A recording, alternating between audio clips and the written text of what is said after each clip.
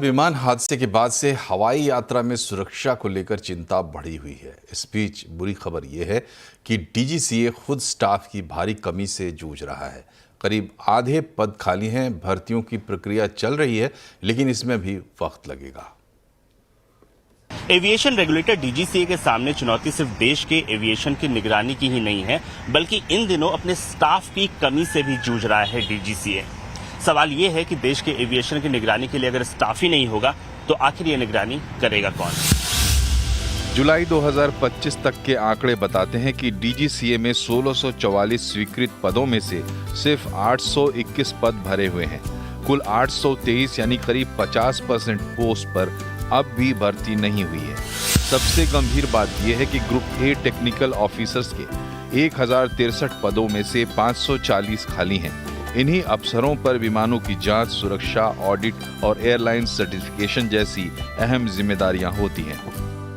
DGCA को उठना चाहिए और जो रिटायर्ड एक्सपीरियंस्ड आदमी है उनको चाहे टेम्परेरी कॉन्ट्रैक्ट पे रखें, 6 महीने कॉन्ट्रैक्ट, जहाँ किसी खास जरूरत के लिए जब लाइसेंस इश्यू करते हैं पायलट्स के लिए, उनके लिए टेम्परेरी हायर कर सकते हैं और उसके बाद अपनी सिलेक्शन शुरू करें through union public service commission से या गवर्नमेंट ऑफ इंडिया की रिक्रूटमेंट एजेंसी से।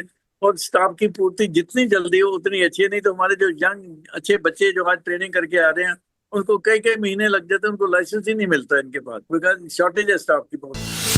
डीजीसीए की आंतरिक रिपोर्ट बताती है कि भर्ती प्रक्रिया में 2 से 3 साल लग जाते हैं। इसके अलावा लिमिटेड टैलेंट पूल भी एक चुनौती है। डीजीसीए ने डेपुटेशन के जरिए 79 पदों को भरने की कोशिश की, लेकिन सिर्फ एक अफसर ने ज्वाइन किया।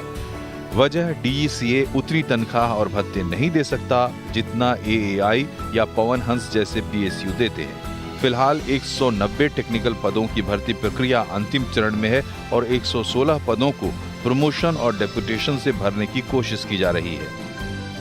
This year we have planned to recruit 190, where UPSC also has come forward, and by October, end of October, we are going to recruit 190 posts for this DGCA. अनुमान के मुताबिक 2032 तक डीजीसीए को 900 और अधिकारियों की जरूरत होगी, लेकिन सही टैलेंट की कमी के चलते ये लक्ष्य पूरा करना आसान नहीं होगा।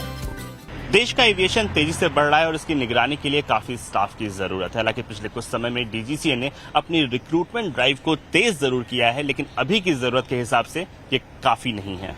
रोहन सिंह, दिल्ली।